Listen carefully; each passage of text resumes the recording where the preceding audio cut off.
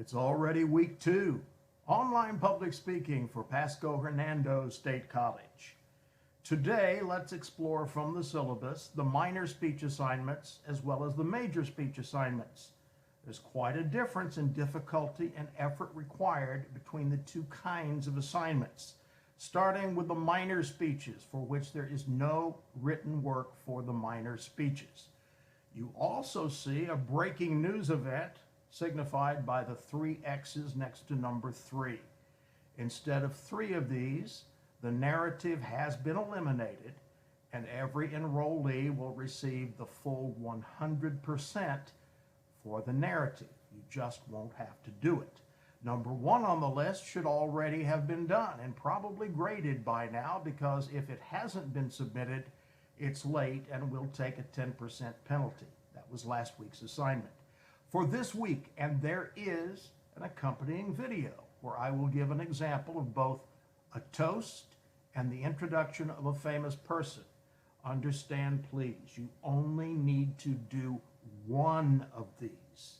It will be your choice. I will model both of them, but you will just pick one form, either a toast or introduction of a famous person, alive or dead. You can be very creative with this. I am not concerned about content. There is nothing on my grading rubric that says, is the content any good? So be creative. I will grade it for, first of all, reaching a minimum of 45 seconds. Secondly, for errors, the same thing we were talking about last week, the filler words, the stumbles, and other kinds of errors of that nature, such as crutch words, basically. If you use basically 15 times, that will count against you. But generally, the errors for filler words and stumbles are graded this way. The first 3 don't count against you. And then for every 2, it's a -1. With a very short speech, you probably won't have a lot of points taken off if you do it according to this assignment. However, language and grammar errors are always -1. No freebies on that. Always use standard American English, which means it is more sophisticated than your conversation with your friends. If I say in a critique, it's too informal, that's what I mean. You must do this extemporaneously, which is from keyword notes and show me the notes. I do not want to hear you reading a speech of any kind, but I do want to hear every syllable of every word. If you slow down and enunciate every syllable of every word, do it naturally. You won't run words together. We'll be able to follow you better. You can pause with no sound, allowing yourself and your audience to catch up, allowing you to catch your breath. Take your time. The pauses should work for you. Once again, the narrative is gone. Everyone will get the 100% on the narrative. The major speeches both require written work. The first is a tribute speech, 15% speech only, and then the 5% for the outline in the approved format. You need to forward the link to both of these before the due date, and we'll get to that at another time. But the speech should be 3 minutes minimum. Anytime you speak longer, that's fine. It gives you good experience, but keep in mind the errors continue to accumulate if in fact you're making any errors. So don't worry about exceeding a time limit. Be concerned about not reaching 3 minutes, or for the minor speeches, being under what the minimum is. For a 3-minute speech, there's also a 1-point loss for each 15 seconds under 3 minutes. An additional 10% penalty if your total time is equal to or under 2 minutes. The outline must be in the approved format. I will go into this in detail next week.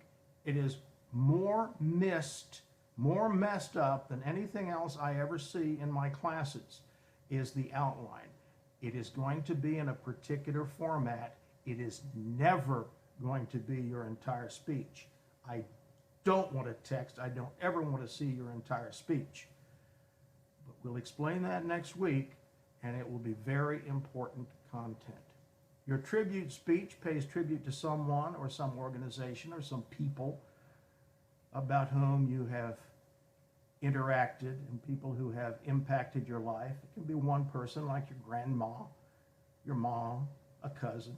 It's primarily informative, but it's kind of a hybrid in that an informative speech is purely objective with no opinions and certainly no position taken. However, with a tribute speech, you're expected to praise the people or person that you pay tribute to, and you are not expected to be totally objective.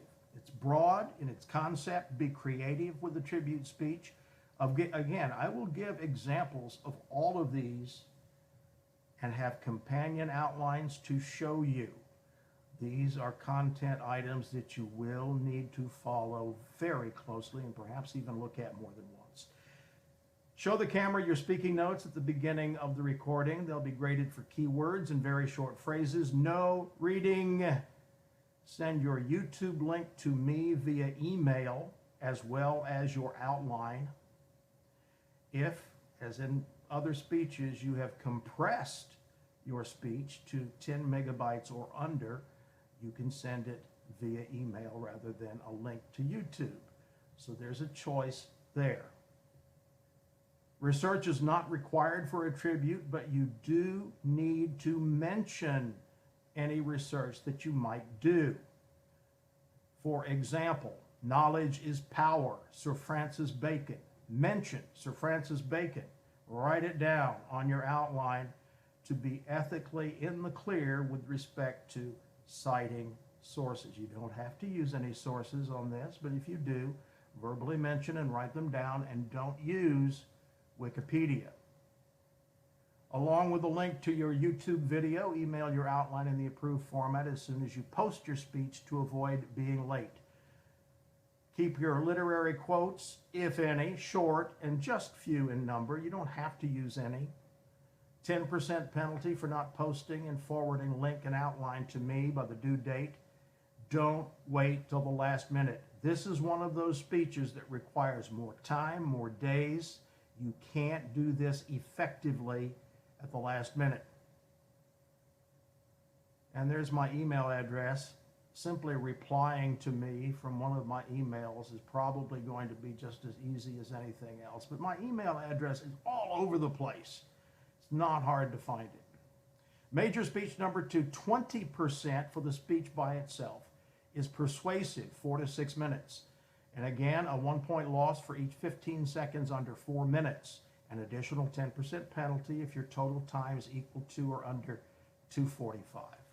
The outline must be in the approved format and must also include a works cited page in your choice of MLA or APA format.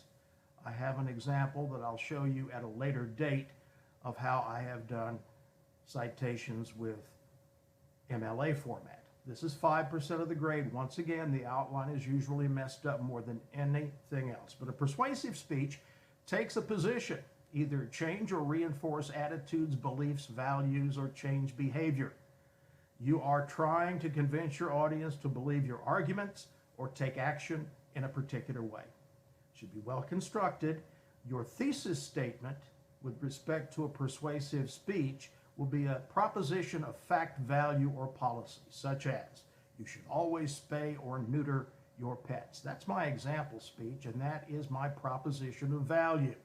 You will support your persuasive argument with excellent sourcing, researching and presenting material to strengthen what you have to say. It's not a good persuasive message if you don't have support.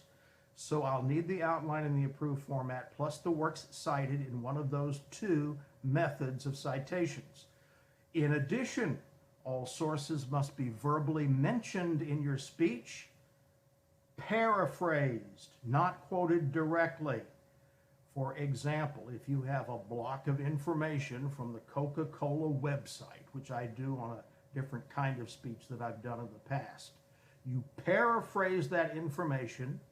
You verbally mention it's from the Coca-Cola corporate website, and you write it down in MLA or APA format on the outline. We do not ever read long portions of anything.